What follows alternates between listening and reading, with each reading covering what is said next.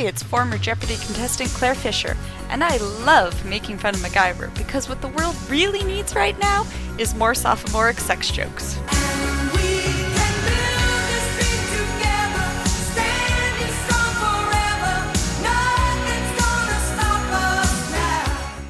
Tonight, MacGyver goes to a small town in Arkansas to bail his buddy Jack Dalton out of another jam, but they both wind up trapped doing hard labor in a prison camp.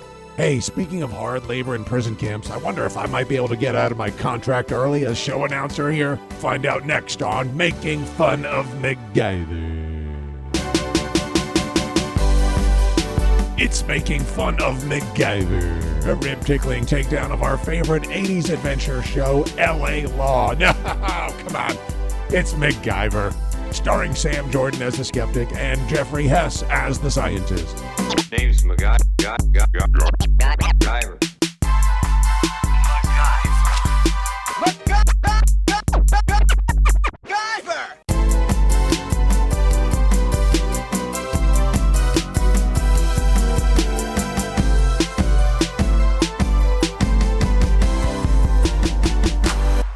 Welcome, everyone, to Making Fun of MacGyver. It's the show where we recap, review, and lovingly ridicule every episode of the original series.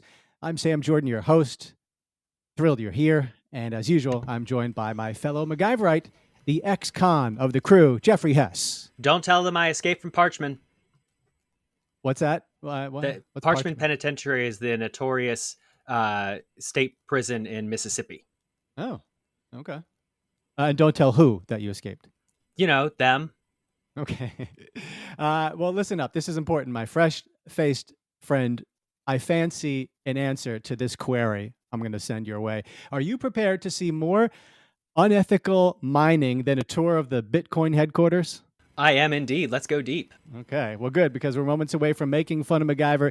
It's our 70th episode, and tonight we're talking about MacGyver Season 3, Episode 7, Jack in the Box. No child wants to play with a Charlie in the box. Do you know where that's from? That is from the claymation, classic claymation. I can't remember the name. Is it from Rudolph or is it It's from from the other Rudolph. one? That's Rudolph. Okay, because there's two. There's the one with the abominable snowman or something, and there was. Well, he's in that too. He's in that that's too? Charlie in the Box from the Island of the Misfit Toys. I love Rudolph, and this is our Christmas episode, so that's why we're getting that in. Oh, yeah, bing, bing, Jack bing, in the bing. Box. I was going to go could've- like, the Jack in the Box, but I'm going Charlie in the Box from the Island Yeah. of Misfit Toys. It's our Christmas episode. Merry Christmas, everybody. Happy holidays. Happy New Year.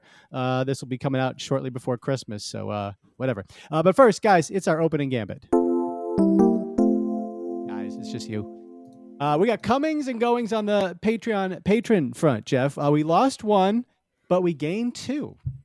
Ooh, So, yeah. two. You only big- told me one. There's Yeah, a new well, one. we got Sarah in Jacksonville, friend Hey, that's where I met my wife. That's where we met. of the show. Yeah. And Simon in Sweden are our new Man. patrons. We got the Nordic market covered. We do really well in that, whatever that section is of Europe there. It's extremely must stay inside weather there. So They're desperate. They listen to like 500 podcasts, and we're a podcast, so. But here's the deal on Simon. So he has chimed in a little bit on social media before, so we appreciated that already. But now he stepped it up, and we're so thankful. Here's Simon says, I'm a 19-year-old guy working as a truck driver. Right away, like we're blown away that we could, make a 19-year-old happy. But he's out there on the road, so, again. I'm transporting mostly gravel, dirt, and occasionally excavators. On my free time, when I'm not listening to Making Fun of MacGyver, I like disc golf, skiing, and camping. And I discovered the show by accident back in February, I think. I searched for MacGyver on Spotify, found you guys. And I'm located in Habo, which is north of Jönköping in Sweden. Jönköping is with one P is the way you would spell it. Jönköping. But he's in Habo, Sweden. population 12,000. Habo is a municipality in Sweden. It's located in Jönköping County. Mm-hmm. There's a church there that's 4 kilometers to the southeast of it, and it is in like the south central part of the country. So like if you took the dangly tip of Norway, where Christian is from, and then drew a line straight across from the dangly tip, that would be where Habo is. So they join us on Patreon and they get the perks that come with it. We got 3 different tiers, $5, $10, or $15 a month. If you come in at $15 a month, even if you just do 1 month and then stop, we make sure you get on with us and you co-host an episode. And if you do 5 or 10, you get lots of perks like bonus episodes once a month. If you come in, I think at the 10 or higher, you get the hangout sessions once a month where we just get on a video chat and we just talk for like half hour, an hour about whatever, get to know you. We're desperate for friends, or at least I'm desperate for friends. So if you like MacGyver and you like our personalities, I want to talk to you. Basically is what that is. Yeah. You can tell Sam's desperate for friends because he's friends with me. So that's the patreon.com/makingfunofMacGyver thing. It helps us pay for show hosting, the other expenses like this program we use to record the video, the ads occasionally we take out, and just above all else, it really puts the fuel in our tank. And like every comment, forget about Patreon for a second. I just want to thank the people who have ever liked or shared or commented or retweeted, whatever. Like it's, we don't have thousands. I think our goal is 1,000. So the fact that, if you do something like that, if you ever give us a review anywhere or you like a post or anything, we notice every name. And I just got a couple of names here, people who I don't think I've mentioned before. But how would you say this name? Diarmuid. Diarmuid. Dearmid? Yeah, that's how I would say it. Okay. Dearmid I think he's or in Dearmud. Yeah, Dermot Byrne. He's liked some of our stuff before. I think he's in Ireland. Again, that European thing. Henry Hoppala. I think I've mentioned Henry before. Randy Schwartzman. Definitely mentioned him before. Tim K on Twitter. Thank you. Pat Buhai. I don't know. I'm just looking at some recent people. And, because we just get a handful of people, we notice them all and it's great. And we thank you but yeah, if you liked us, follow on YouTube where the YouTube presence is growing. So guys, if you follow us on social, but not YouTube, definitely go to follow us on YouTube, subscribe there. That would help us out. And you're going to get some more chuckles there because some things that we do there, you can't hear on the show and vice versa. But thank you again in the spirit of thanks and giving and goodwill, a heartfelt appreciation, for me and Jeff here for just helping us grow the show a little bit. And we're thankful. Another thing we're thankful for is the much more reasonable viewer mail fame.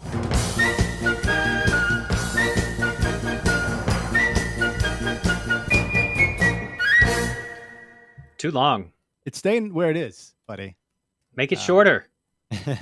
So, okay, I don't want to get you too excited, Jeff, but we got a audio mail. Now, you remember, we haven't promoted much recently is that hotline. And there's a hotline number, and I don't even have it in front of me. No, there it is, 904-419-3310, 904-419-3310. But now I'm going to tell you guys, don't even call it because the audio quality is not great. Every phone just about has a memo audio recorder in it. If you can just find that app or download a free one, tap that button, talk into your phone, the audio quality is much better, and then just send us that file. So we've got one guy who, I'm not sure if he's got all his marbles, but he does always just send us good audio. And I don't think we've heard from him in several months, but this is probably our 3rd or 4th time we've heard from him. It's Archibald from Pittsburgh. Oh, my boy. Yeah, he's often like wildly inaccurate with his memories of MacGyver, but I think his heart is in the right place. Yeah, the passion. You can't fake the funk. He's got the passion, but he I don't know. He said there was an episode with B. Arthur where she was like an Irish terrorist or something like that. That never happened on MacGyver. He's wrong a lot. See, he is so wrong that he comes back around to being right. And I wish those episodes existed, so I just pretend that they did. That's true. That's true. So here's the latest call from Archibald in Pittsburgh. Hey, fellas, look, I'm sure the fans are all wondering, where's all the voicemails from Archibald? How come he don't do the $15 Padawan subscription no more? And, look, I'm not gonna mince words. I don't know how else to say it. I'm on Team Mike. I always been on Team Mike. And ever since he left the show, I've been leaving voicemails for him, Mike, it's Archibald, how you doing? You want to get a beer? Mike, it's Archibald, you want me to pick up your kid from school? I'm right outside the school looking right at him. I could just pick him up real easy for you. Mike, you want me to come ice your pubes?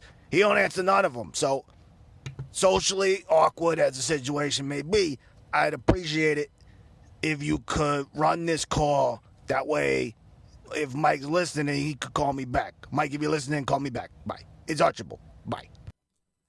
Well, I mean, Mike's in Pennsylvania, Archibald's in Pennsylvania, so I understand why he's Team Mike. It makes sense. Hometown hero. Yeah.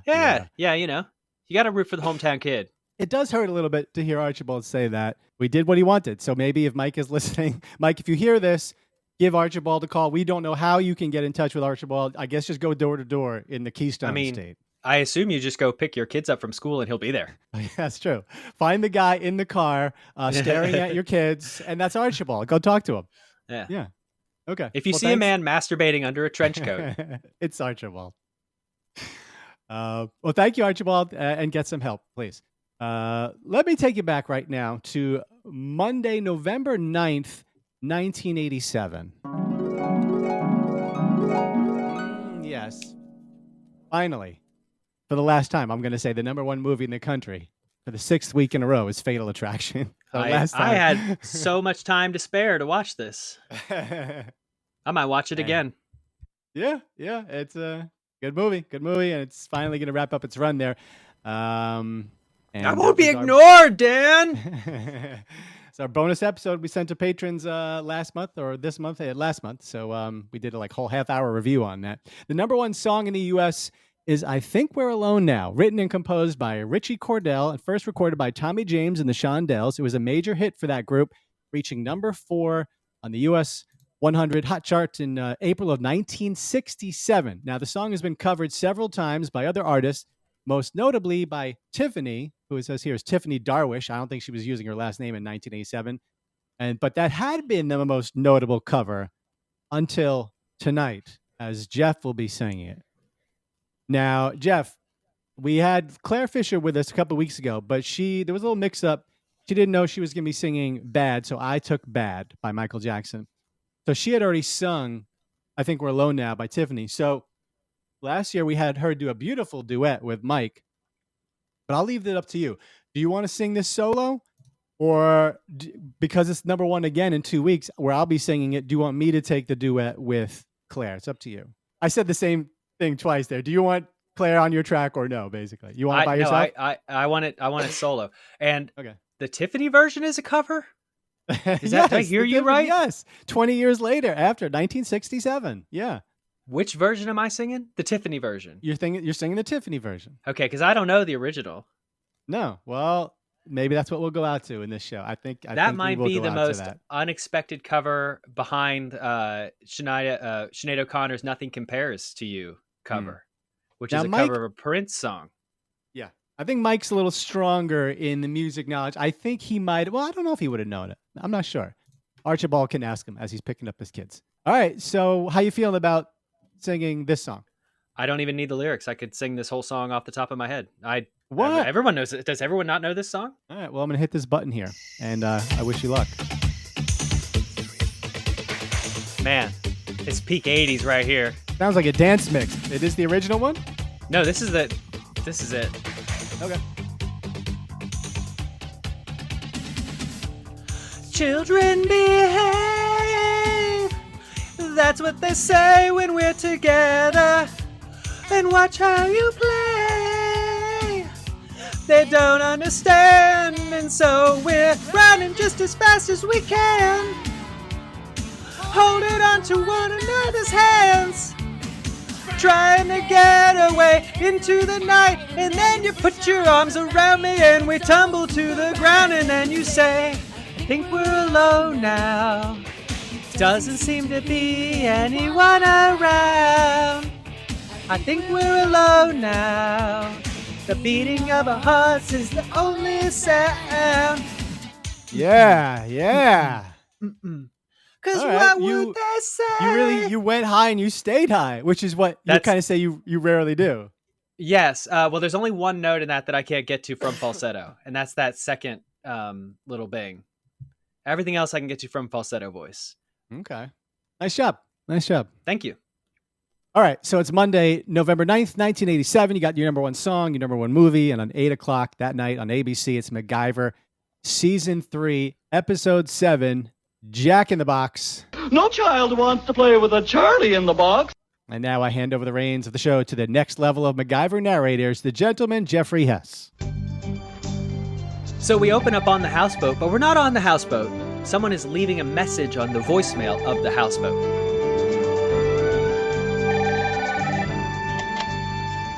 Hi, this is MacGyver. We all know how these things work, so when you hear the beep, go for it. MacGyver, pick up if you're there. You ever heard of staying home? Never mind. This is your good buddy, Jack. Listen, I've gotten myself into just a touch of trouble down here in Bayonne County, Arkansas. A little hoedown town called Smiley, to be exact. In fact, it's more than a touch of trouble. I really outdone myself this time. I need your help, old buddy, and if you ever want to see any of that money I owe you, well... Mac, I gotta go. They're coming for me. Oh, God. Mac, get here. You gotta come get me. Oh, help! No! Starting off the episode strong with Jack Dalton coming out of it. He's in Smiley, Arkansas, and he is telling MacGyver in a fake kind of way that he's in big trouble. Oh, no. And then he ends his voicemail. It sounds like he's getting arrested or beat up. Well, lo and behold, Jack then turns around and goes to the counter of this diner that he's in, and he agitates the small town sheriff and gets himself arrested. So the sheriff beats him up and throws his ass through a window onto the street, and that's where it cuts. Now we go back to the boathouse for real, where Pete and Mac are coming back from catching a fish, and we're looking at Pete's big bass. And that's when MacGyver goes over and notices that there is a voicemail on the machine. I've got myself into just a touch of trouble down here in Bayonne County, Arkansas. My advice is to turn that off right now. A little hoedown town called Smiley, to be exact. In fact, it's more than a touch of trouble. I really outdone myself this time. I need your help, old buddy. Now, why doesn't that surprise me? If you ever want to see any of that money I owe you, well... Oh, that's bribery. He's trying to bribe you. Forget it. Tear up the IOUs. I gotta go. They're coming for me. Oh, God. Get here. You gotta come get me. Oh, help! No! That is a ploy. You know that. How do I know that? Well, when hasn't it been? Well, right. But he does sound like he's in trouble. Well, of course he's in trouble. He's always in trouble. But you didn't get him there. He got there by himself. Pete, the man's my friend. What kind of friend? When does he call you? When he wants to con you into some favor, or he needs you to rescue him. And he's always getting you in trouble. How long are you going to babysit for this guy? Forever? All right. I get the point. And you're right. I'm not going to be sucked in by him this time. He's on his own. So despite his admonitions, Mac rejects Pete's advice to avoid going down to Smiley, Arkansas, which is good advice to never go to Arkansas generally.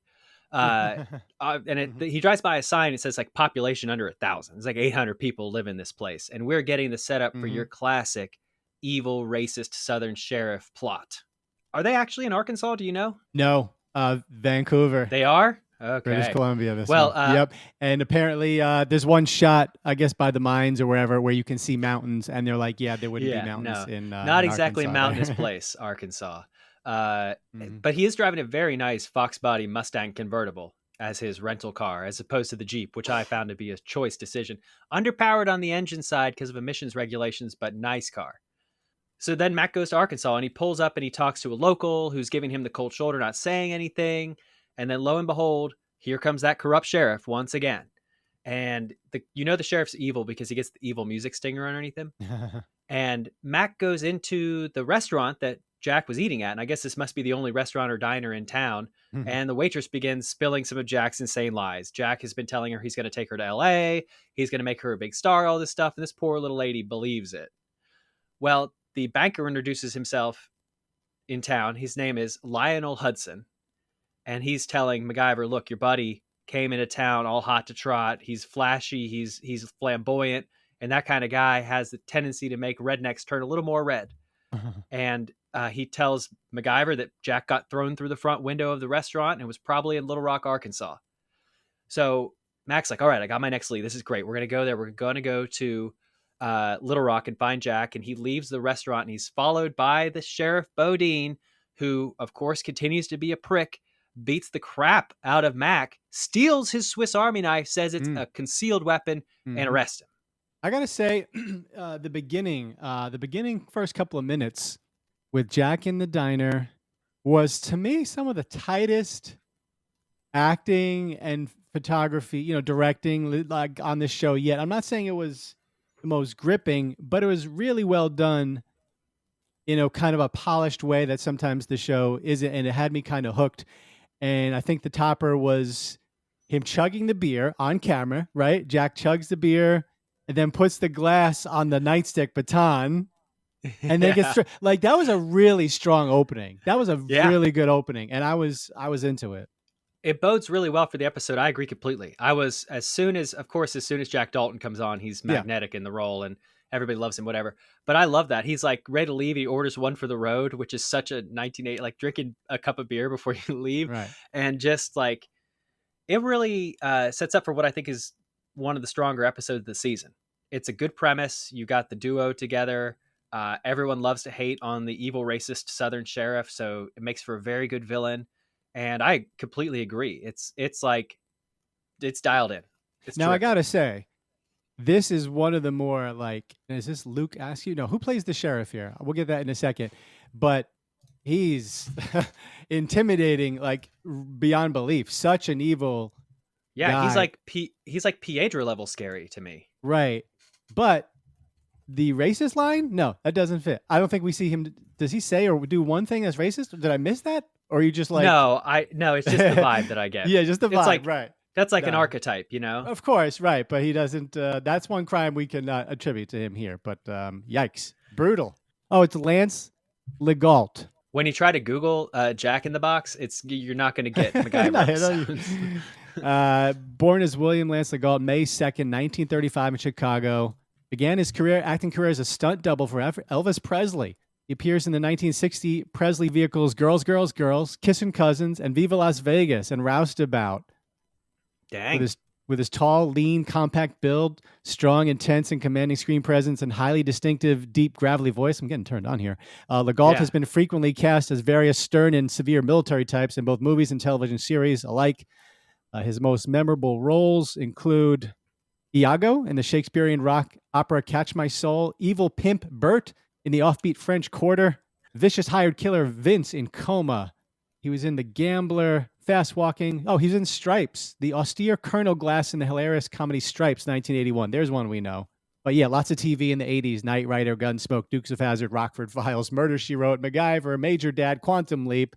He's got all the bingo card, But wow, really steely eyes. And if this guy wasn't a disciplinarian, angry dad, man, he missed his calling. Imagine if this guy just a big softie around the house. I mean, or he's gay. Going by his IMDb picture, he does seem very nice. Like the picture of him, he seems very welcoming and approachable, but he is not that in this. And he's outstanding. There's another villain that's about to get introduced, but I love them both. Yeah. Because he is scary.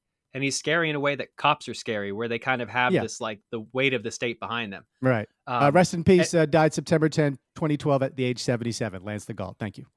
So he takes Mac to the local prison or the local jail, where we're introduced to the other antagonist of the episode, the warden of the prison, who is basically presented as though he is a like Southern plantation slave driver.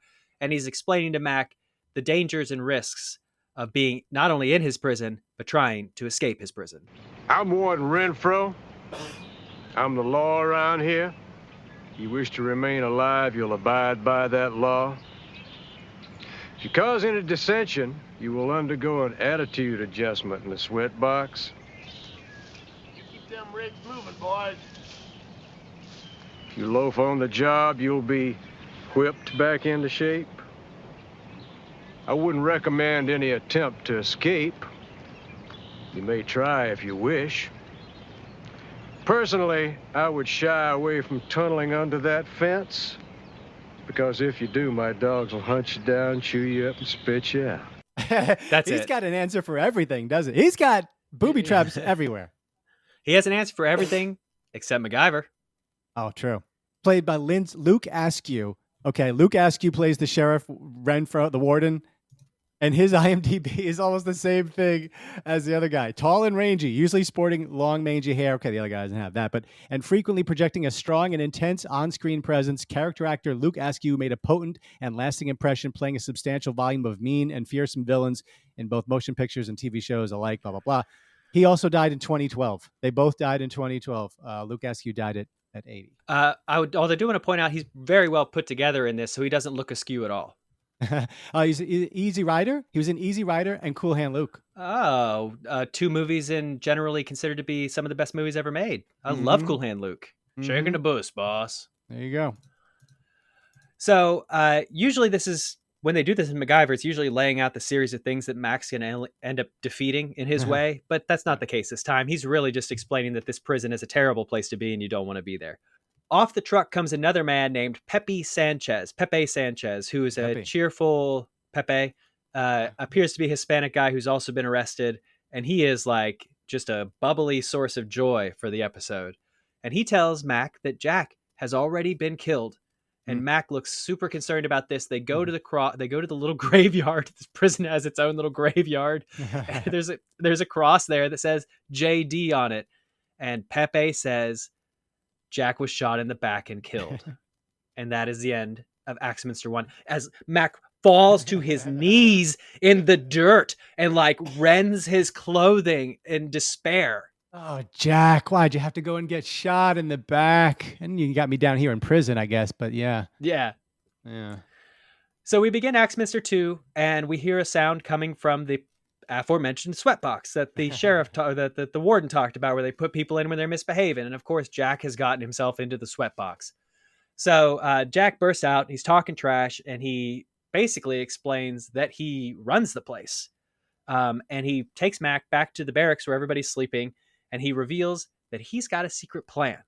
His uncle told him about the secret stash of bank robber B.B. Bartell, who stole $5 million and hid it in a mine near this jail, and Jack has got a plan to get it back. They shared a cell at Leavenworth. BB told Uncle Charlie where the money was hidden before he died. And he told you and you believed him, just out of curiosity. Where is dear old Uncle Charlie now? He was supposed to meet me down here. My suspicion is he bailed out when he saw the competition, that being Warden Renfro and his boys. This is supposed to be a prison work farm. We're not farming. We're mining.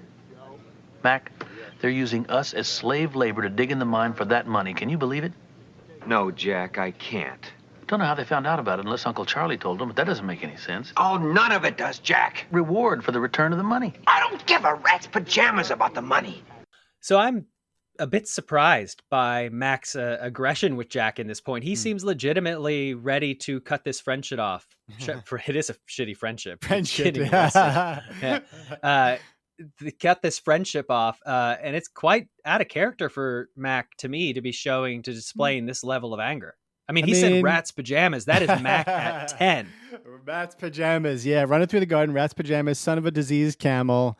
I wish they gave him like one of these lines each episode, but there's only been like maybe 7 or 8 total. Well, they got to clear space for saying MacGyver 30 times. That's true. Jack does get one in. But you know it's not going to be too many because for the most part, Jack calls MacGyver Mac. But he does drop it in there. And of course, we've got B.B. Bartell. And as soon as they say B.B. Bartell jumped out of a plane with money, did you know what they were referencing? I did. They are referencing the hijacking of Northwest Orient Airlines Flight 305, which was hijacked in November 24th of 1971 by one D.B. Cooper, who hijacked the plane, said he was armed with a bomb, demanded $200,000 in ransom, which at the time is worth about $1.3 million in today's money, requested 4 parachutes when he landed, and then they took off the plane again so they could fly to Mexico City, and he jumped out, parachuted, and was never found. Yeah, D.B. Cooper. That's kind of an infamous case. Legendary. Criminal. Yeah. Legendary. Yeah. I think about this often because like the murder clearance rate in the United States is about 50-50. So you got about a 50% chance of getting away with murder. Really? But the bank robbery rates are like, they close like 95% of those cases. Wow. You try to rob a bank and you are going to jail. Like you're going to jail. So part of the reason this is so notorious is not only the brazen, like James Bond-esque jumping out of a plane nature of it, but the fact they never found the guy. They never identified him. They never found the money. They never found him. He could be listening right now. I mean, I would find that unlikely for a reason I'm about to say. Okay. Tell me. Wikipedia lists his status as unknown, although he was estimated to be in his 50s in 1971 when he pulled this off. Okay. So he would be pushing somewhere around 100 years old. He probably crossed paths with Starkos out there in the wilderness at some point. Starkos and him probably saw each other walking by. Do you think Starkos and the Yeti are in a relationship? Maybe the Yeti they had from Ghost Ship. Oh, from Ghost Ship? They turned out to be a man, though. No. You hear the Yeti at the end of the episode. Okay, so what was the question? Do you think that Starkos and the Bigfoot are in a relationship and that they got married in a civil union overseen by Jimmy the Eraser? Yes, I do think that. Now that you laid it out, yeah. Yeah, all the clues are there. So Mac loses his mind, but of course he's kind of stuck in a prison with Jack, and he doesn't really have any way out, and so they have to go to work. And the sheriff is threatening Jack again, and Jack's downplaying it, and Mac is still very angry. He's saying, you can't treat these aren't pussycats. These are really dangerous people. And that's when Jack tells Mac that they're actually digging in the wrong spot, that they're in tunnel 4 or 3 or whatever, and they need to be in tunnel 6, a couple tunnels over. And at this point, Mac is 1 foot out the door. He's like, this is so stupid. We're in this wrong place. You got this friend Pepe here who tells an endearing story about how he wants to get married to his girlfriend Rosa, and Rosa's family doesn't think anything of him, and he's got these big plans of becoming somebody.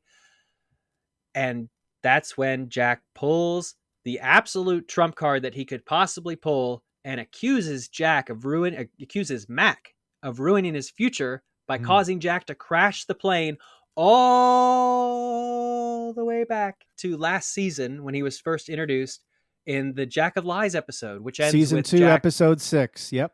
Season 2, episode 6, which ends with Jack faking his own death by ditching his plane in the ocean. Right.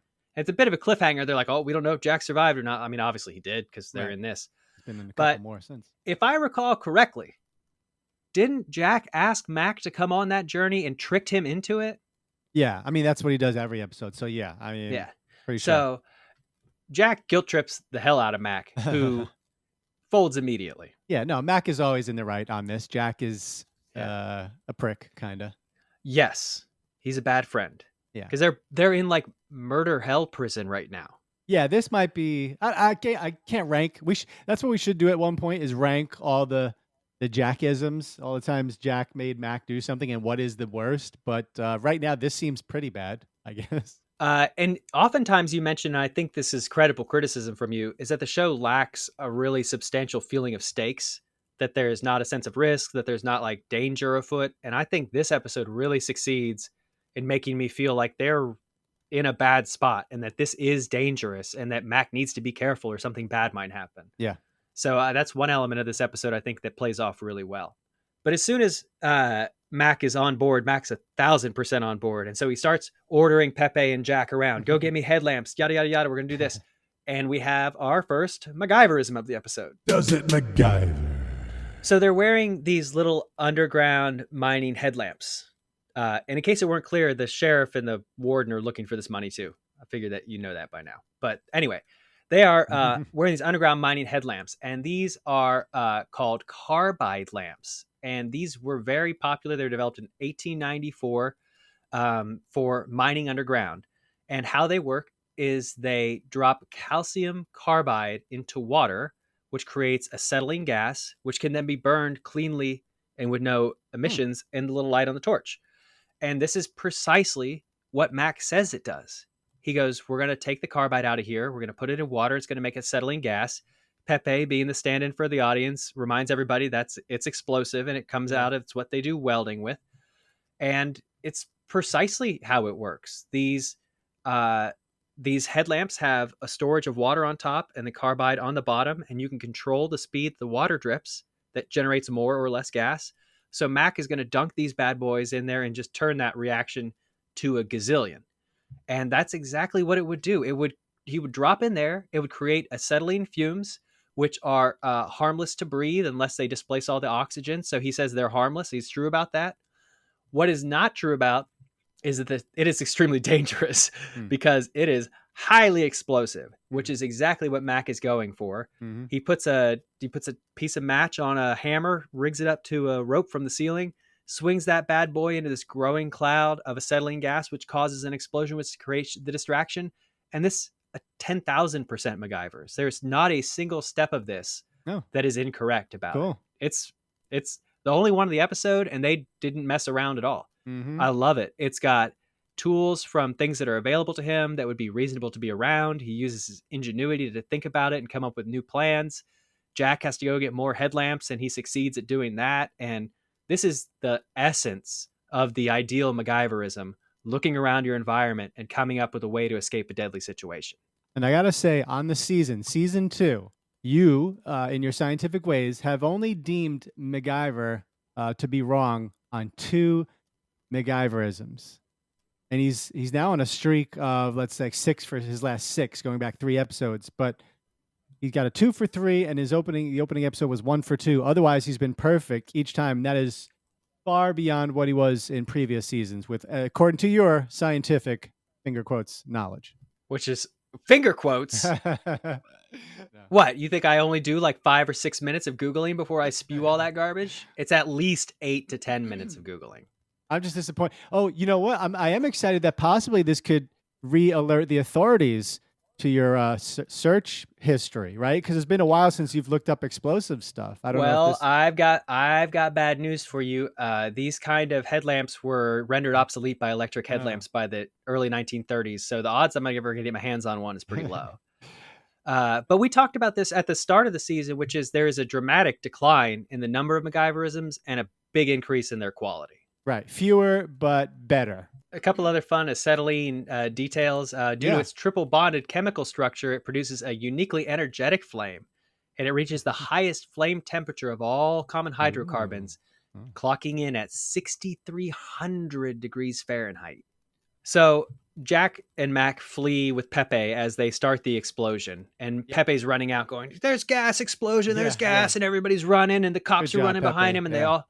Yeah, he does his job perfectly. Unfortunately, it doesn't go well for Pepe. Hold on. There was one key part where Pepe and Mac had a brief chat where Pepe talks about he can't wait to get out of here and become rich. And his Rosa, he's going to see his Rosa, and she wants to... He's going to be somebody just like the chief. He's talking about Jack, who he calls the chief, which is funny. He wants to marry her, but his Rosa's family doesn't like him. So now this was his chance to be somebody. So, gosh, I hope it works out have I got good news for Rosa's family? Because Pepe sees out of the corner of his eye, he looks up and sees Jack and Mac escaping, and the warden notices and looks and sees Jack and Mac in the trees, alerts the sheriff, who raises his rifle to shoot them. That's when Pepe goes freaking hero mode and throws a rock at the sheriff, who wastes no time in gunning Pepe down without remorse. No, it was a weak throw by Pepe. He threw it with his left. It looked like a pebble. He screamed as he did it, but still, we appreciate the sacrifice, because you know what? If Pepe doesn't do that, MacGyver and Jack get shot, series over. Yeah, it'd be pretty shitty episode. I would give that 0 mullets out of 10. But So Jack and Mac find themselves rearrested in the prison they were unable to escape, and now they're in real trouble. On our way to Axminster 3, with the guys are neck deep in troubles. All right, 2 Axminsters down, 1 wisecracking sidekick also down, and Pepe, 2 to go. Good time for a time capsule commercial break right here. Uh-oh, floor's wet. Looks so shiny. A lot of cleaners look shiny, wet. I shine. But they dry, streaked, and dull. Well, not with new Mr. Clean. Its special formula dries virtually streak-free, so your floor looks shiny wet even when it's dry. Uh-oh. It's dry. How'd you do that? How'd we do that? New Mr. Clean leaves your floor looking shiny wet, even when dry. Mr. Clean. Have you ever used Mr. Clean? Yeah.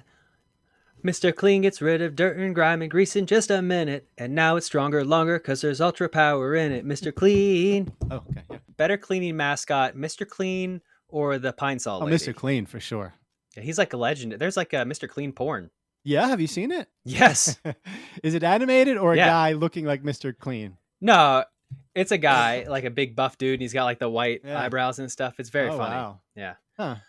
But I wish that I could have a cleaning solution that would keep my idiot kids from messing it up. Like this nice little girl, she's like all upset that she walked on it. My kid is like, why is this wet? So we begin Axminster 3 and Jack is getting whipped. Oof. Like Yeah. whipped. Roots. Like whipped. Yeah. Like fully whipped. Not like metaphorically whipped. Not like he's tired. Like, no, he is getting whipped and he's running his mouth. He's jacking it up. And the warden is using him as a warning to the other inmates to behave. Even though you would think the murder of Pepe would have been the warning, but the whipping, I guess, is the extra warning. So that night in his bunk, Jack is distraught. He got Pepe killed. Rose's family is ecstatic, but Jack is despondent about it. And it really seems like at this point that the heist might be off. A eavesdropping inmate overhears what they're talking about, and this little rat goes running right to the warden. What is all this, Wrigley? It better be worth my while. Dalton and his friend MacGyver, they're planning to escape. Good luck.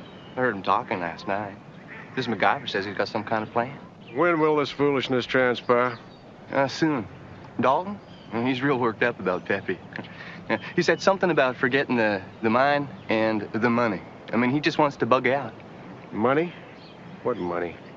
I don't rightly know. I mean, he was just jabbering on about $5 million in a map.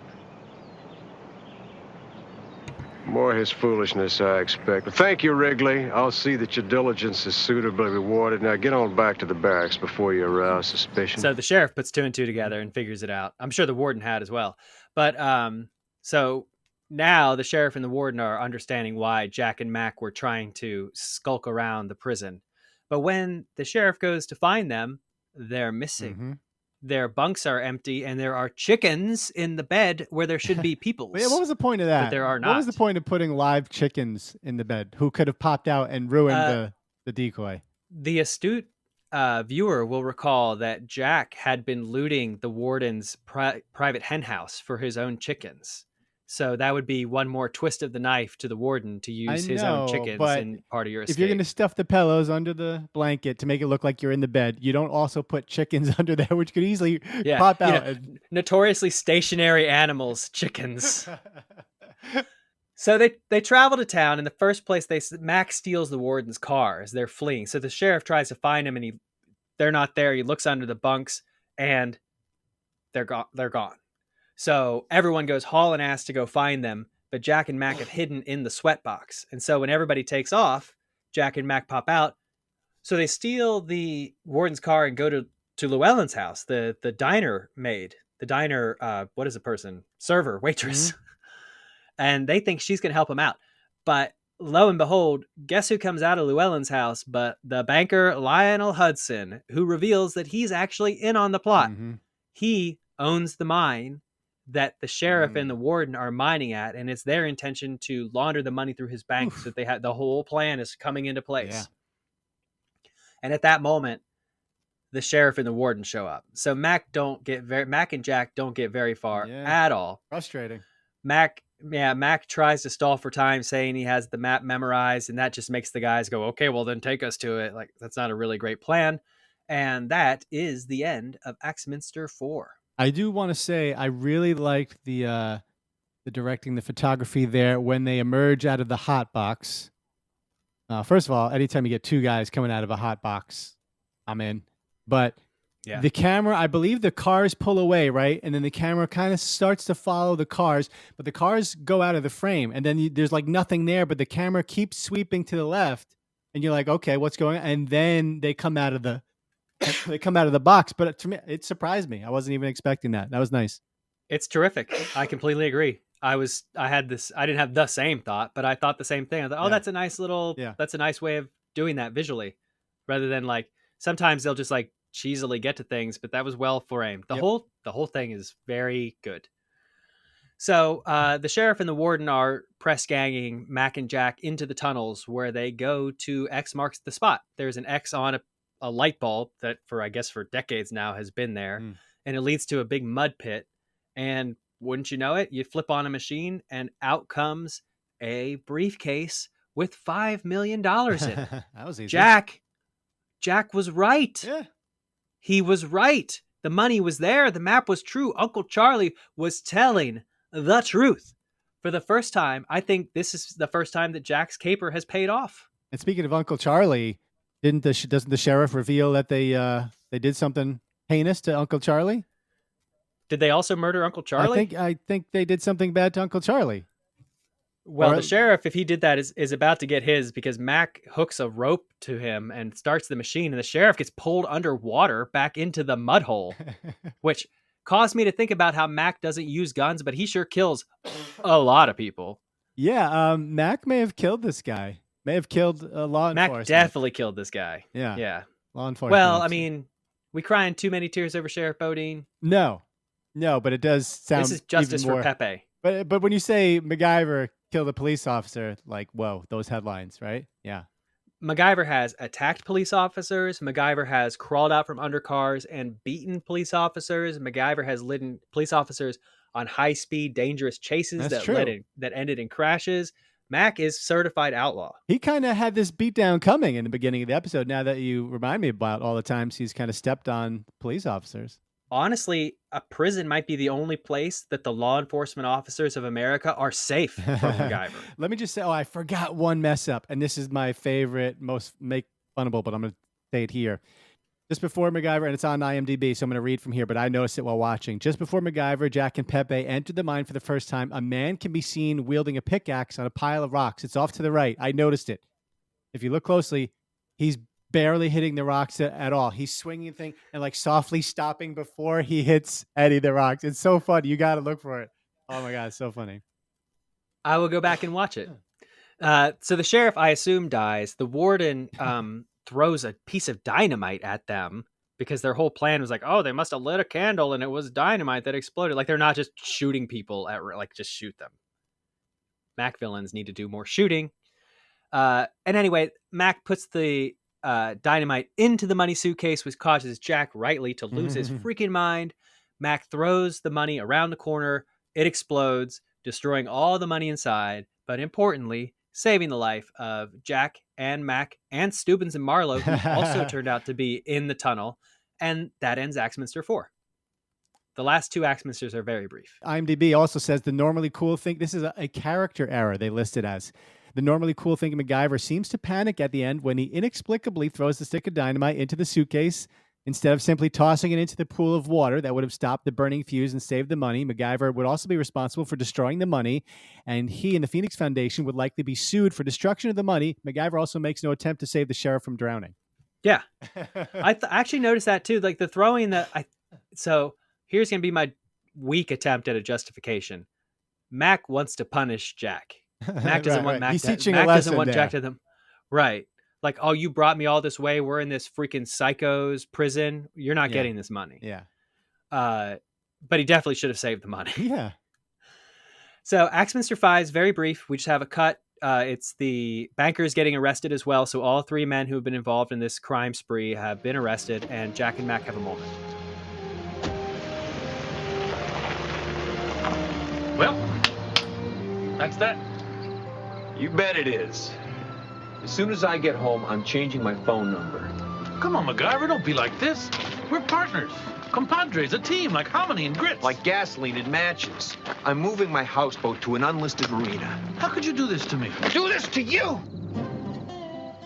You use me. You lie to me. You suck me in. You drag me up a wall. What are friends for? Not for getting put in prison, Jack. Friends aren't for that. They're for getting you out of prison, which I guess is why Jack called him. And that's the end of the episode. Yeah.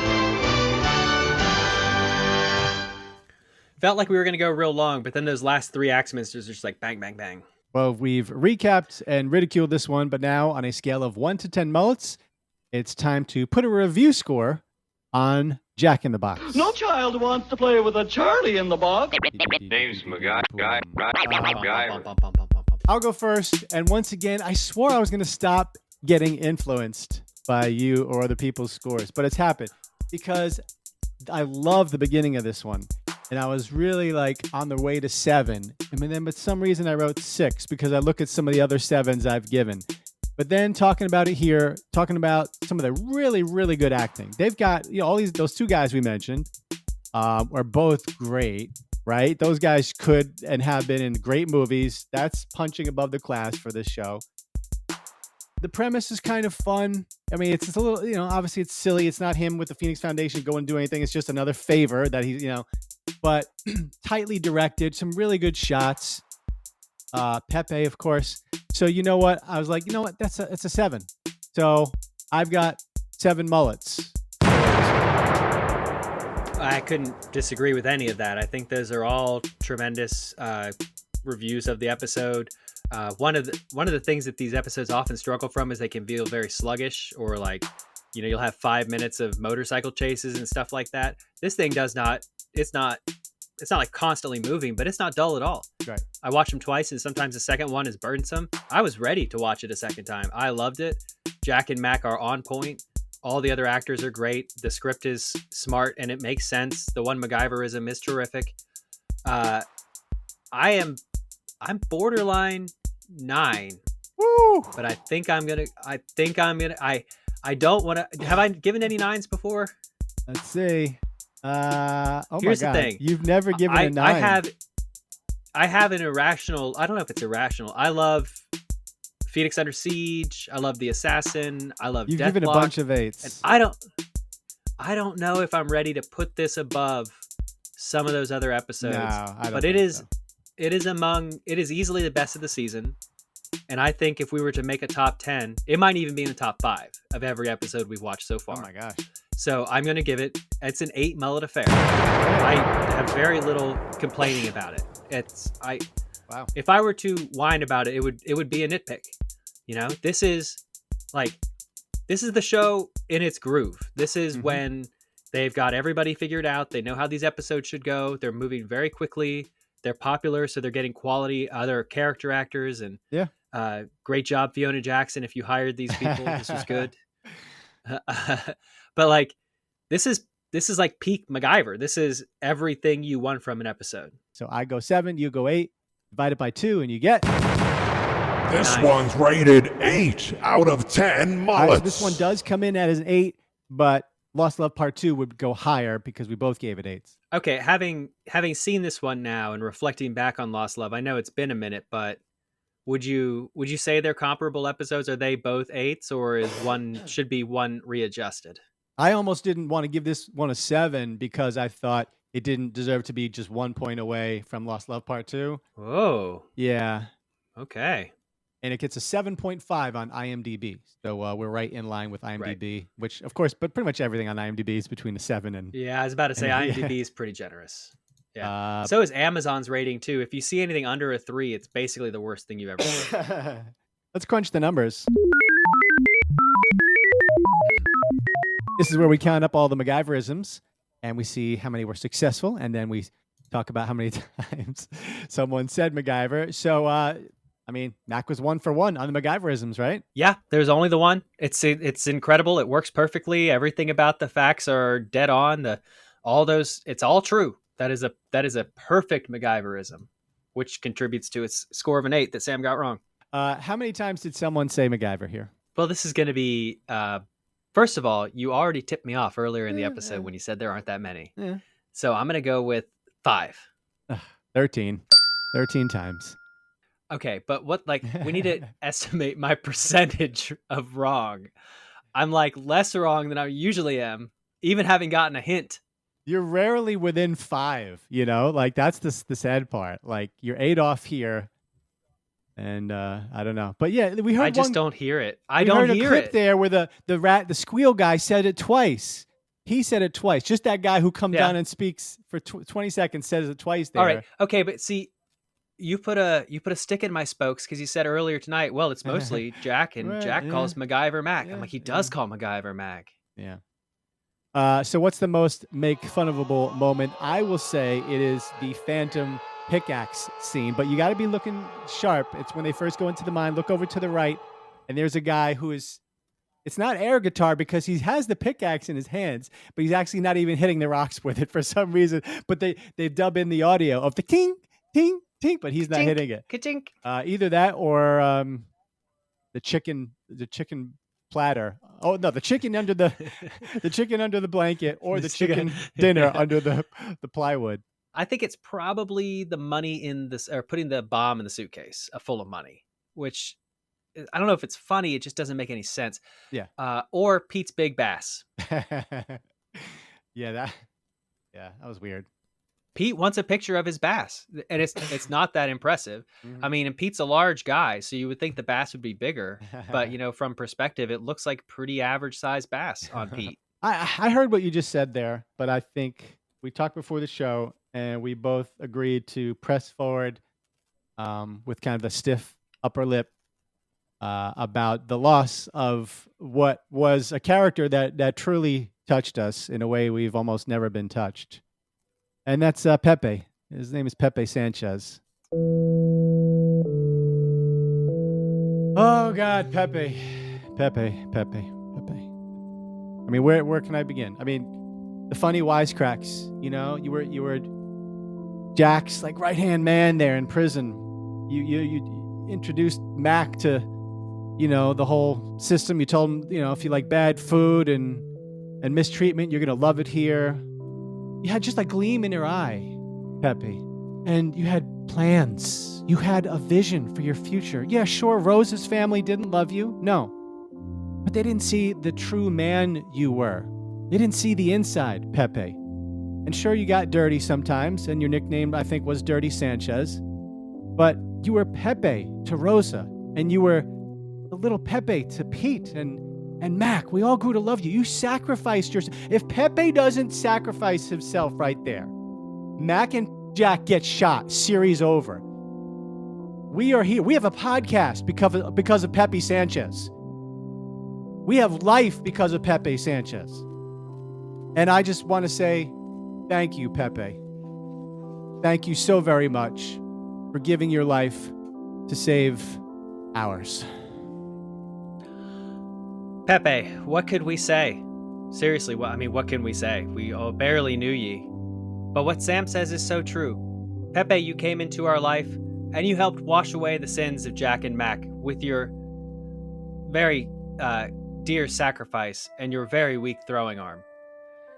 Unfortunately, Rose's family is happy at your passing, but everyone else here, me and Sam, and that appears to be it, are very sad that you had to die in this way. So excited was I for the addition of a third member to the team, and he fit in so well. I mean, just his vibe between Mac and Jax, it was going to be a power trio. They were going to power their way through the rest of the series. Flush with cash. The whole series is about to change. The whole series. But through his sacrifice, together we are able to come as one in his spirit and in his name and say, Pepe, we thank you. Thank you for saving the show MacGyver so that 30-something years later, we have the opportunity to discuss it. And for that, Pepe, we are eternally grateful. Well said. And I know this is our Christmas episode, and I don't want to offend anyone because this may be seen as a reach, but Jesus Christ gave his self for sins of all of mankind, right? Pepe, you gave yourself. You gave yourself so MacGyver and Jack's sins could be expunged and Mac and Jack could live. And we've got a podcast because you gave yourself. I mean, I'm thinking about getting a petition drive. What do you think? We changed the name of Christmas to Pepe Miss. And so, Jesus gave his life so that he could wash away the sins of the eternal souls of all of humanity for all time. Pepe gave his life so that the show MacGyver could continue. Now, I'm not saying that they're on the same tier, but they're like 1 and 1A, 1 and 1B, So it's definitely significant that we don't know for a certainty that Pepe does not rise 3 days later.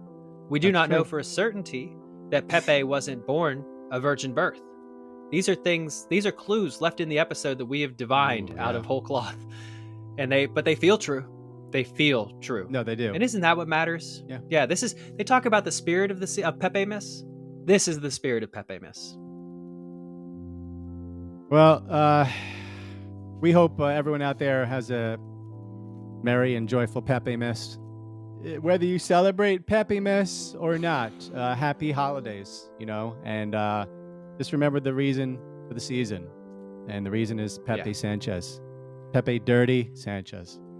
Before we go out, I've put together a video tribute here. So let's watch that now, and we'll put this up on YouTube for people too. So here's the video tribute to Pepe Sanchez. Great. Then we'll be free. And rich, so I can go home to my Rosa. Is she your wife? No, not yet. See, her family, they don't want her to marry me. They say I'm a nobody. They want her to marry a somebody, like you.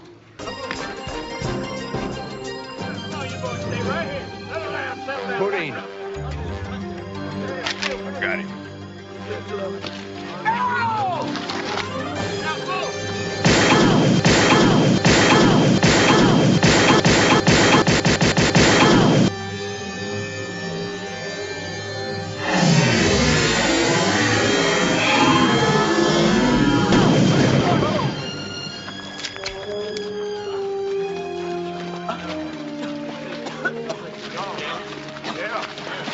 Back it up. Get back. Get back. Hold it back. Come on. All right. Chief.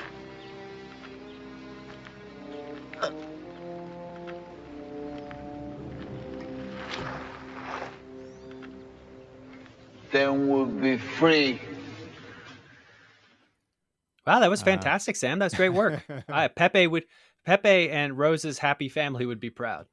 Any other final thoughts on this one, Jeff? I hope that they continue at this level of excellence. This is a tremendous episode. I enjoyed it greatly. I was extremely looking forward to talking about it.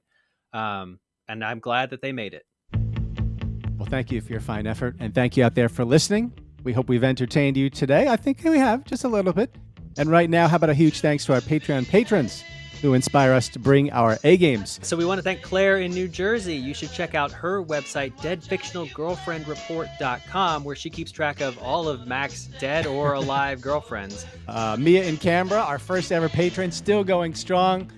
We love Mia. We got to get in touch with her soon and find out why it's so hot there for Christmas, Pepe Miss in Australia. I'm not sure. Bo in Fort Myers, Florida, who is a CNC machinist and keeping on track while listening to Mac. Caesar from Parts Unknown. Caesar, thank you for your continued support. Christian in Norway, looking forward to seeing him soon. Vivian in Taiwan. And we got the two new patrons that we are so thankful for. Simon in Habo, Sweden. Simon thinks Trumbo's World is the best episode of MacGyver. He wanted us to say that for his line. And Sarah in Jacksonville, who has never seen an episode. Sarah's never seen an episode of MacGyver, but she has a strong hunch that Claire Fisher's analysis is spot on. That's what Sarah wants to say. Hey, we're always looking for new friends, so please reach out to us on Facebook, Twitter, email, makingfunofmacgyver@gmail.com, YouTube. Leave a message on the hotline. Just send us an email with an MP3. We'll play it on the show. And if you want to throw something in the tip jar and get the perks that come with it, it's patreon.com/makingfunofmacgyver. But above all else, keep coming back because we are going to keep making fun of MacGyver and worshiping the spirit of Pepe. I don't know. Merry Pepe Miss, everybody. Peace.